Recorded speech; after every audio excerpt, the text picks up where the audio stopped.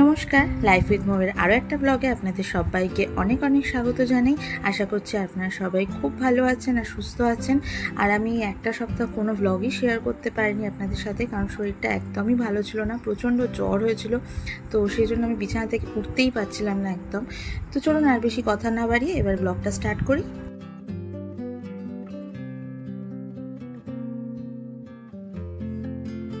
তো মা আজকে সকালে বাজারে গিয়ে এই মাশরুমগুলো নিয়ে এসছে। আমি ঠিক জানি না এই মাশরুমগুলোর নামটা কি। তো আমি আগেও খেয়েছি মাশরুম, কিন্তু এই মাশরুমটা একদমই ফার্স্ট টাইম আমি দেখলাম। তো জানি না খাওয়াটা উচিত হবে কিনা, কিন্তু তাও মা বললো নাকি অনেকেই কিনছিল। তো সেই জন্য সেই ভরসা নিয়েই আমি রান্নাটা শুরু করছি। জানি না খাওয়ার পর আদৌ কী হবে। তো এখানে আমি অলরেডি কিন্তু একটা মাশরুম কেটে ফেলেছি। এবারে ঠিক এইভাবে কেটে নিয়েছি একটু বড় বড় করে। এবার এটাকে ভালো করে নুন দিয়ে ঘষে নেবো, তারপরে কিন্তু 2-3 বার ঠান্ডা জলে ধুয়ে নিয়ে কেটে নেবো। আর এখানে আমি কড়াই বসিয়ে দিয়েছি। কড়াইতে প্রথমে দিয়ে দিচ্ছি খুব সামান্য একটু সাদা তেল। তেলটা ভালোভাবে গরম করে নিয়ে আঁচটাকে কিন্তু লো করে দেবো। দিয়ে এর মধ্যে দিয়ে দিচ্ছি গোটা ধনে আর জিরে। আমি একসাথেই করে রেখেছিলাম, তো সেটা আমি 1 চামচ মতো দিয়ে দিলাম। আর এখানে পেঁয়াজ, টমেটো, আদা, রসুন আমি জাস্ট একটু বড় বড় করে কেটে রেখেছি, আর আদা রসুন খোসা ছাড়িয়ে দিয়েছি। এবারে এইগুলোকে সব একসাথে দিয়ে কিন্তু একটু ভাজা ভাজা করে নেবো। আঁচটা কিন্তু একদম লোতেই রেখেছি, কারণ তেল যেহেতু একদমই কম, এগুলো পুড়ে যেতে পারে। এরপরে দিয়ে দিচ্ছি কাঁচা লঙ্কা আমি 4টে মতো কাঁচা লঙ্কা ভেঙে দিয়েছি মাঝখান থেকে। আর খুব সামান্য একটু হলুদ গুঁড়ো দিয়েছি। আর এখানে দিয়ে দিচ্ছি একটু কাজু, একটু চারমগজ। আর এর মধ্যে দিয়ে দিচ্ছি 2 চামচ মতো সাদা তিল। এই চারমগজ, কাজু আর সাদা তিলটা দেওয়ার কারণ হচ্ছে যাতে তরকারিটার মধ্যে একটু গ্রেভি টেক্সচার আসে।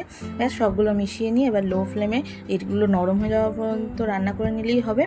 এরপর এখানে কিন্তু সবগুলো রেডি হয়ে গেছে। এবার এটাকে ঠান্ডা করে নিয়ে তারপরে কিন্তু আমি এটাকে বেটে নেব। এখানে আমি আরও একটা কড়াই বসিয়ে দিয়েছি। এর মধ্যে দিয়ে দিচ্ছি সামান্য পরিমাণে সাদা তেল। আর ফোড়নে আমি দিচ্ছি লবঙ্গ আর এলাচ। তো এরপরে আমি এর মধ্যে দিয়ে দিচ্ছি ডুমো করে কেটে রাখা আলুগুলো কিন্তু আগে ভেজে তুলে নিলেও হতো, কিন্তু যেহেতু আমি আলুটা ভেজে তুলে রাখতে আগে ভুলে গেছি তাড়াহুড়োর চোটে, তো যাই হোক কোনো অসুবিধা নেই। তো এইভাবেই করে নেওয়া যেতে পারে। হলুদ গুঁড়ো আর নুন দিয়ে দিলাম। দিয়ে এবার এটাকে হালকা ভাজা করে নেবো, খুব বেশি কড়া করে ভাজবো না। তো আলুটা ভাজা হয়ে গেলেই এর মধ্যে আমি যে বেটে রাখা মশলাটা রেখেছিলাম, তো সেটা আমি অ্যাড করে দিলাম। আর সেই মশলার মধ্যেই সামান্য একটু জল দিয়ে, মানে মশলার বাটিতে সামান্য একটু জল দিয়ে সেটা দিয়ে এবারে কিন্তু বেশ খানিকক্ষণ ধরে মশলাটাকে কষে নেবো। তবে হ্যাঁ, আঁচটা কিন্তু একদম লো টু মিডিয়াম করে রেখেছি। এরপরে দিয়ে দিচ্ছি এর মধ্যে লাল লঙ্কার গুঁড়ো, আর দিয়ে দিচ্ছি খুব সামান্য একটু হলুদ গুঁড়ো। দিয়ে এবারে খুব ভালোভাবে এটাকে কিন্তু কষবো, না হলে কিন্তু ধরে যেতে পারে, কারণ যেহেতু কাজু আর চারমগজ আছে, তো মশলাটা কিন্তু খুব তাড়াতাড়ি ধরে যায়। এবার আঁচটাকে একদম সিম করে দিয়ে কিছুক্ষণের জন্য ঢাকা দিয়ে দেবো। এই দেখুন, এখানে কিন্তু একদম গামাকা টেক্সচার চলে এসছে। এখন আমি এর মধ্যে একটু জল দিচ্ছি, কারণ আমি কিন্তু তরকারিটা একটু গ্রেভি রাখবো, কারণ ভাত দিয়ে খাওয়া হবে। তো সেই জন্য একটু গ্রেভি রাখবো বলে আমার পরিমাণ মতো আমি জল দিলাম। এরপরে এই যে মাশরুমগুলো দিয়ে দিচ্ছি। মাশরুমগুলো কিন্তু আলু যেমনভাবে কেটেছি ডুমো ডুমো করে, আমি ঠিক ওইভাবেই কেটেছি, কারণ অনেকটাই বড় বড় মাশরুম ছিল। তো এবারে সবগুলোকে ভালোভাবে মিশিয়ে নেব। তো এখানে ভালোভাবে মেশানো হয়ে গেছে। এখন আমি আঁচটা লো করে দিয়ে ঢাকা দিয়ে দিয়েছিলাম। এরপরে ঢাকনাটা খুলে আমার একটু নুনটা কম লেগেছিলো, তো সেই জন্য আমি আরেকটুখানি নুন দিলাম। এবারে দিয়ে দিচ্ছি গরম মশলা গুঁড়ো, দিয়ে আবারও ভালোভাবে নেড়ে চেড়ে নেবো। আর এখানে কিন্তু আলুগুলো একদম সেদ্ধ হয়ে গেছে। তো এটাকে আমি কড়াইটা সাইডে রেখে এখানে আমি একটা পাত্রের মধ্যে সামান্য একটু সাদা তেল দিয়েছি, আর একটু একটা ছোট বাটার আমি ইউজ করেছি। তারপরে তার মধ্যে দিয়ে দিচ্ছি একদম সামান্য একটু লঙ্কা গুঁড়ো আর কাসুরি মেথি দিয়ে এটাকে কিন্তু কিছুক্ষণ একটু ভাজা ভাজা করে নেব। তো এখানে এই মশলাটা রেডি হয়ে গেলে এটা কিন্তু আমি মাশরুমের তরকারিতে দিয়ে দিচ্ছি। ট্রাস্ট মি, এটা কিন্তু সত্যি অসাধারণ লাগে। মানে যে কোনো রান্নার শেষে যদি আপনি এইভাবে তার মধ্যে যদি তড়কা লাগান না, সত্যি রান্নার টেস্টটা কিন্তু দারুণ হয়। তো এখানে আমার মাশরুমের তরকারি কিন্তু একদম রেডি হয়ে গেছে। তো এখানে মাশরুম রেডি হয়ে গেছে। আর হ্যাঁ, আজকে হচ্ছে সানডে, আর সানডেতে একটু চিকেন না হলে চলে বলুন। তো সেই জন্য মা কিন্তু সামান্য একটু চিকেনও নিয়ে এসছে। তো এবার চিকেন রেডি করার জন্য মশলা প্রিপেয়ার করার পালা। তো এখানে কড়াইতে আবারও তেল দিয়ে নিয়ে তার মধ্যে গোটা ওই 10-12টার মতো রসুনের কোয়া দিয়ে দিয়েছি। এরপর রসুনের কোয়াটা হালকা ভাজা করে নিয়ে ওর মধ্যে দিয়ে দিচ্ছি বাদাম, মানে আমরা যে নর্মালি চীনা বাদাম খেয়ে থাকি তো সেই চীনা বাদাম, আর দিয়ে দিয়েছি কাঁচা লঙ্কা বেশ কিছুটা, দিয়ে দিলাম ধনে পাতা, দিয়ে এবার এটাকে খানিকক্ষণ ভাজা ভাজা করে নেবো। এরপরে এইগুলো ভাজা ভাজা হয়ে গেলে এর মধ্যে দিয়ে দিচ্ছি এই ছোটো চামচের 1.5 চামচ পরিমাণ গোটা ধনে আর সেম অ্যামাউন্টেরই সাদা তিল। এবার সবগুলোকে কিন্তু আবারও ভালোভাবে ভেজে নেবো। হ্যাঁ এটা কিন্তু ভাজাটা একদম লো ফ্লেমেই করতে হবে। তো ভাজাটা রেডি হয়ে গেছে, এবার এটাকে ঠান্ডা করে নিয়ে বেটে নেবো। এরপর আমি আবারও কড়াই বসিয়ে দিয়েছি, কড়াইতে দিয়ে দিচ্ছি সাদা তেল।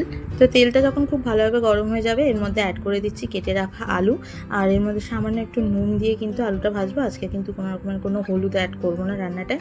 তো আলুটা ভাজা হয়ে গেলে তুলে নিয়ে সেই তেলের মধ্যে দিয়ে দিচ্ছি পেঁয়াজটা কিন্তু এরকম হালকা বাদামি রং আসলে এর মধ্যে আমি চিকেনটা অ্যাড করে দেবো। আর হ্যাঁ, চিকেনটা কিন্তু আমি আগে থেকে ভিনিগার দিয়ে ম্যারিনেট করে রেখেছিলাম। তো চিকেনটা অ্যাড করে দিয়ে ভালোভাবে মিক্স করে নেবো।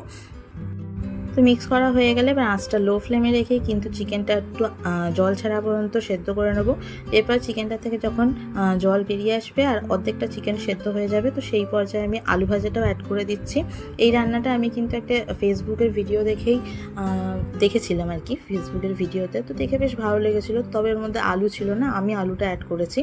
এরপরে আমি নুন অ্যাড করে দিয়েছি, আর যেহেতু আমি এটা একটু গ্রেভি করবো, কারণ বললে আমি যে রাইস দিয়ে খাওয়া হবে, তো একটু গ্রেভি না হলে ভালো লাগে না। তো জল অ্যাড করে দিয়ে আবারও ঢাকা দিয়ে দিয়েছিলাম। তো আলুটা সেদ্ধ হয়ে যাওয়ার পরেই আমি কিন্তু যে মশলাটা প্রিপেয়ার করেছিলাম সেটা বেটে নিয়েছিলাম, তো সেই মশলাটা অ্যাড করে দিলাম। এবার আর কিছুই না, এবার কিছুক্ষণের জন্য একটু মিশিয়ে নিয়ে এটাকে আঁচটাকে একদম হাইতে করে দিয়ে তরকারিটা মোটামুটি ফুটে আসলে কিন্তু আজকে চিকেনটা রেডি। তো রান্না মোটামুটি কমপ্লিট হয়েই গেছে, রান্নাটা কমপ্লিট হয়েই গেছে। তো এবার হচ্ছে খাওয়া দাওয়ার পালা। এখন ঘড়িতে বাজে দুপুর ওই 2:30টার মতো। তো চলুন এবার খাওয়া দাওয়াটা করে নিই। তো আশা করছি আজকের ব্লগটা ভালো লেগেছে। ব্লগটা আজকে এইটুকুনিই রাখছি। তো ব্লগটা যদি ভালো লেগে থাকে তাহলে অবশ্যই ভিডিওটাকে লাইক করতে, চ্যানেলটা সাবস্ক্রাইব করতে একদম ভুলবেন না। দেখা হচ্ছে নেক্সট ব্লগে। টাটা।